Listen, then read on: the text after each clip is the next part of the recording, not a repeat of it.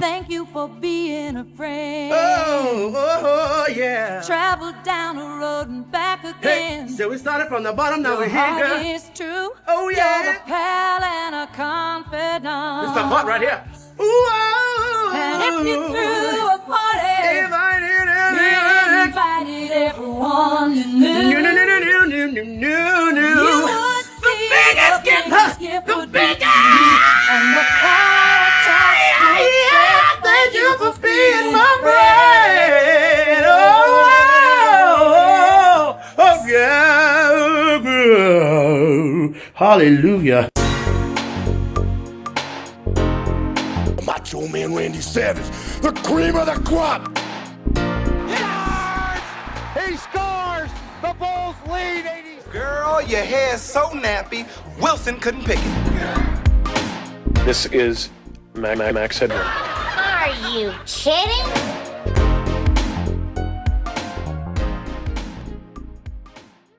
Hey everybody, it's your boy Jake.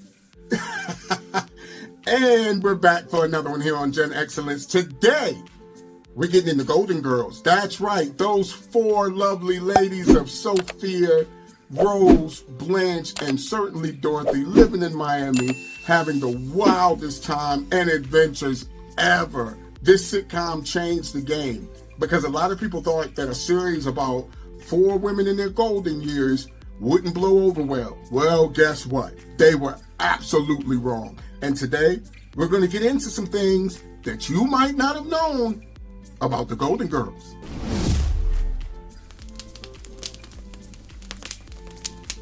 If I'd had the money, I could have been living in a swinging condo instead of with... I better not say anything till I've had my coffee. A slut and a moron. So can you imagine this? Picture B. Arthur not in the glamour of Hollywood, but behind the wheel of a military truck or typing away at a desk, contributing to the war effort during World War II. She didn't just sit on the sideline. She stepped up as one of the first members of the Women's Reserve in the Marine Corps. How incredible is that? It's a side of her that so many of us never knew about, but it speaks volumes about her character. She wasn't just a star, she was a trailblazer. A woman who wasn't afraid to roll up her sleeves and do the hard work when her country needed her the most. See, it's stories like this that make you pause and think about the depth of people's lives. B. Arthur wasn't just funny, she was fearless. And honestly, doesn't that make you love her just a little bit more? Hey, I think that's super dope. Not only was the woman talented, she signed up to go serve her country. And for women back then, that had to be a rough job because of how women were treated. Shout out to B. Arthur, man. She was a person of amazing talent and skill, apparently.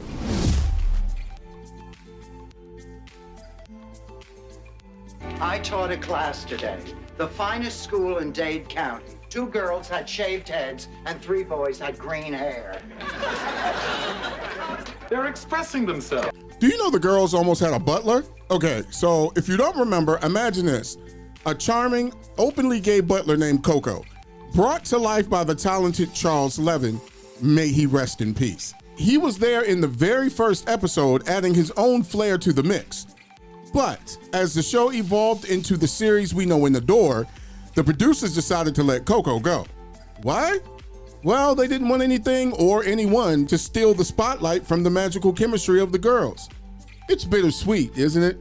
I think Coco could have been iconic, but then again, would we have loved the girls quite as much if their dynamic had been diluted?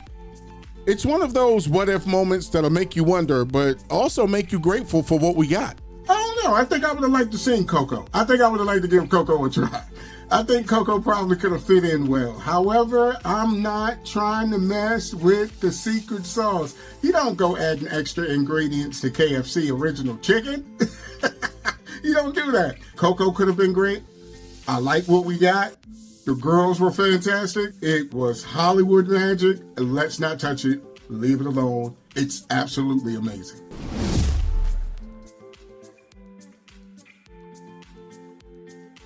I guess there's a lesson to be learned here.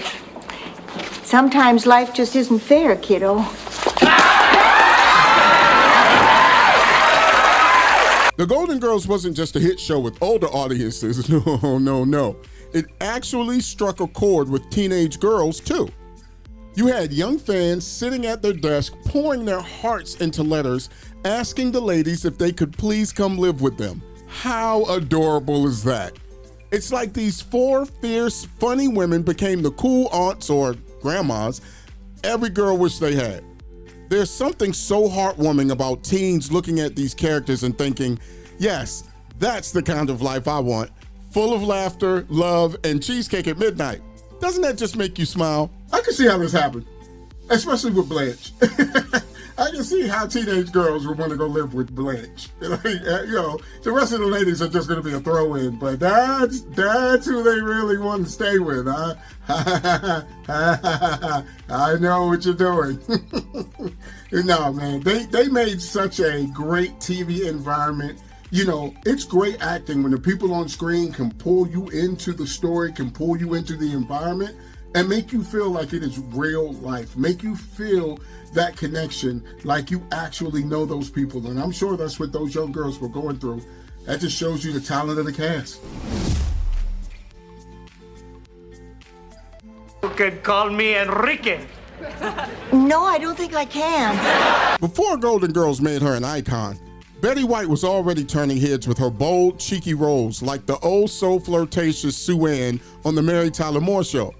So when Golden Girls came along, the producers thought, oh, Betty is Blanche? Perfect fit. But here's the twist. Betty didn't want to get stuck in the same promiscuous box. She wanted to shake things up a bit. So she and Rue McClanahan, who was originally cast as Rose, had this brilliant idea. Why not switch roles? And boom, just like that, Betty became the lovable, clueless Rose, and Rue brought Blanche to life with all that sass and charm. Can you even imagine it any other way? It's like fate stepped in and said, nope, this is how it's meant to be. And honestly, we are all better for it. I totally get this. Betty White did not want to be stereotyped. And if you think about it, you don't only just not want to be typecast, you definitely don't want to be typecast as the 304. You don't want to be typecast as somebody that's overly promiscuous, and that as a woman, that could definitely put a stain on your reputation. As a man, I guess it could too, but let's be honest, men don't have to live up to those same standards that women have to. However, now that we've seen the show as is, you can't picture Betty White being Blanche because Rue McClanahan did such a great job killing that role. Everybody landed exactly where they should.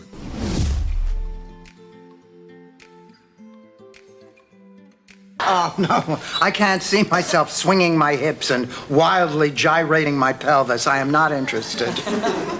And the world heaves a collective sigh of relief. Okay, let's go back to an iconic moment from the show, which not only gave us endless laughs, but also taught us a thing or two. Remember when Blanche's surprise birthday party had everyone buzzing? Well, it wasn't just the cake and confetti that stole the spotlight. It was the introduction of a brand new word to non-Floridian viewers, lanai. Now, for those who aren't architecture buffs, a lanai is basically a fancy porch or veranda. Think cement floors, a cozy awning, and sometimes even screens to keep the bugs out.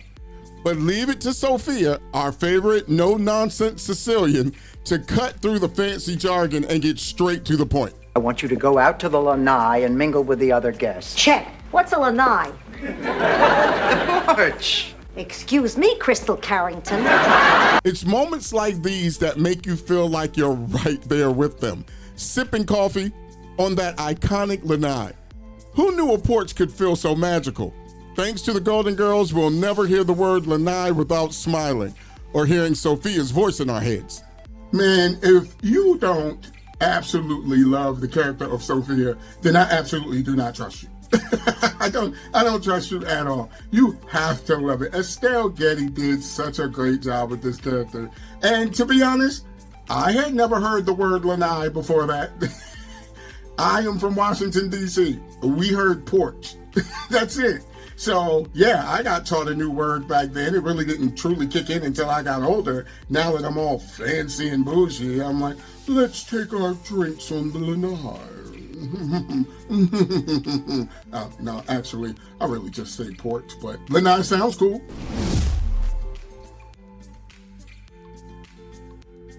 Blanche's iconic Miami home from the Golden Girls, well, it wasn't actually in Miami at all. Can you believe it? While the girls' address was famously listed as 6151 Richmond Street in sunny Miami, Florida, the real magic happened over 2,000 miles away in Los Angeles, California. The charming exterior shots of Blanche's house were filmed at a stunning home located at 245 North Saltaire Avenue. It's a gorgeous 2,900 square foot beauty with 4 bedrooms and 4 bathrooms nestled in the heart of Brentwood. Today, this piece of TV history is valued at over $3 million. But here's the kicker. While the house still stands, it's now hidden behind high walls and lush foliage, almost like a secret treasure. The owners clearly wanted to keep curious fans and maybe a few rose-like wanderers at bay. It's funny though, isn't it? A house that symbolized warmth, laughter, and endless cheesecake conversations is now tucked away, quietly holding on to its Hollywood legacy. Kind of makes you want to knock on the door and ask if they got any St. Olaf stories to share. You know, this has to be one of the top 5 most recognized houses on television. I mean, how many houses come before this one? Maybe the Huxtable House, Brady Bunch, maybe Married with Children. I don't know. How many houses come before this one? Like, this one is definitely recognizable. I had no idea it was actually in LA, though I guess I should have thought about that, be it that most of the sitcoms are shot in LA and not actually Miami. And the house being worth $3 million, I'm gonna be honest, I thought it was going to be worth even more than that. I mean, when you think about the prices of California homes, I'm surprised this house isn't worth $30 million.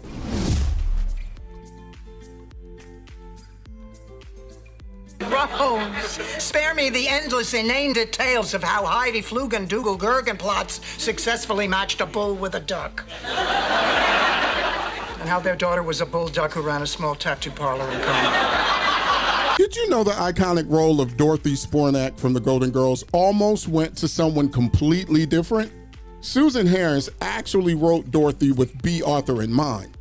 The two had already built a fantastic working relationship during their time on Maude, and Harris could totally see Arthur bringing Dorothy to life. NBC president Brandon Tartikoff wasn't sold on the idea. He argued that Arthur's Q score, which is a measure of how much audiences connect with the performer, was too low. Sure, she was recognizable, but Brandon thought her association with Maude's bold liberal tone made her less lovable to mainstream audiences. Can you imagine that? B. Arthur, not lovable? And then there was the wild story of Elaine Stritch, the Broadway legend who was also in the running for Dorothy. Stritch was a force of nature, but let's just say her audition did not go as planned. My line is, Ying, don't forget the hors d'oeuvres. Would it be okay if I said, Ying, don't forget the fucking hors d'oeuvres? The CBS hotshots laughed a lot. The writer, she didn't think it was funny at all. Oh, well. It's crazy to think how close we came to a completely different Dorothy, or no Dorothy at all. Thank goodness things worked out the way they did, right? B. Arthur was Dorothy, and the show wouldn't have been the same without her sharp wit, her towering presence, and that unforgettable voice. Sometimes the stars just align perfectly, even if it takes a little drama to get there. Okay, I mean, I think Elaine was kind of set up for failure. I mean, 1, Miss Harris already knew who she wanted to play Dorothy. That's 1. 2, you definitely can't come in on a family show and drop the F-bomb. Can you imagine if Steve Urkel on Family Matters just came in and was like, I don't give a F about Laura. Like, come on, Elaine. You had to know. But I give her credit. She was self-aware. She knew exactly it was over for her. The moment she looked at her reaction, she knew. And it's okay, though. That's okay. We got the Dorothy we all needed.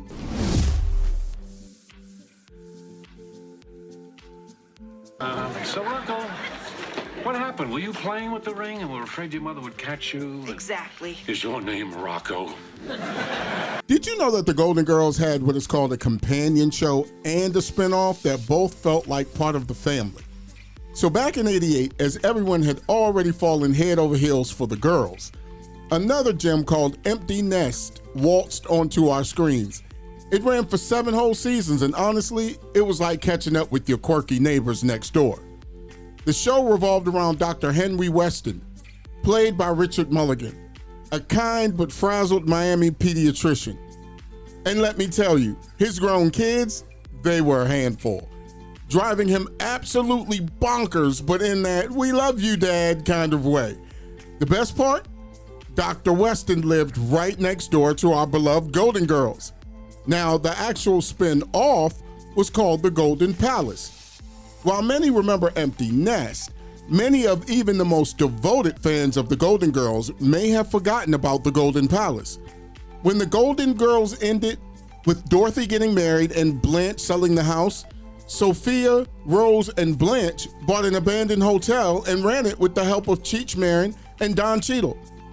Alas, the Golden Palace only lasted a season, but man, what a season it was. To me, these were both great continuances of the Golden Girls. Usually, lightning doesn't strike like this, actually. Now, I know in comparison, Golden Palace didn't do as well as Empty Nest, but if you ever watched that season of Golden Palace, I thought it was a really, really good show. And I thought it was maybe not as funny as Golden Girls, but I thought it was up there. I definitely thought it deserved more than one season. So what did you think? Did you ever see it? You think it deserved a longer run? I raised her, and I was the one who got her through that awkward period. The 50 toughest years of my life. Oh, Estelle Getty's struggle with stage fright was so real, it was almost palpable. Rue McClanahan remembered how, starting on Thursdays during dress rehearsals, it was like a black cloud would settle over Getty, looming there, heavy and unshakable. By the time Friday tapings rolled around, she'd often freeze up on camera, paralyzed by her nerves. She was the least experienced of the 4 actresses, and that insecurity aided her. In a 1988 interview, she opened up about how working week after week alongside powerhouse talents like Arthur and White absolutely terrified her. Can you imagine? She felt like a fraud, constantly worried that the fans would somehow figure out she wasn't as talented as her co-stars. The fear of not measuring up, of being exposed, it's something so many of us can relate to, even if we're not in the spotlight. But I gotta give it to her. Estelle Getty carried that weight, and yet she still showed up, giving us someone memorable on that TV show. Now that's courage right there. Look, let me tell you something. As a person that's been in theater since I was around 9 or 10 years old, stage fright is a real thing for many people. I didn't have to go through it just because my wild and crazy personality. I loved the stage. The stage was home to me. But I did see people go through it, and I definitely sympathized through that. And for Miss Getty to sit there and fight through it, feeling the way she did with 3 acting veterans, that is amazing. And she jumped in and made the role of Sophia Petrillo. I can't imagine anybody else having this role. And another fun fact, which I'm sure most of you know, she wasn't the youngest on the show. That was Rue McClanahan. She was the youngest on the show. However, though, she was 1 year younger than B. Arthur. So here you are playing her mother, and she's actually a year older than you. So great job, Miss Getty. May she also rest in peace.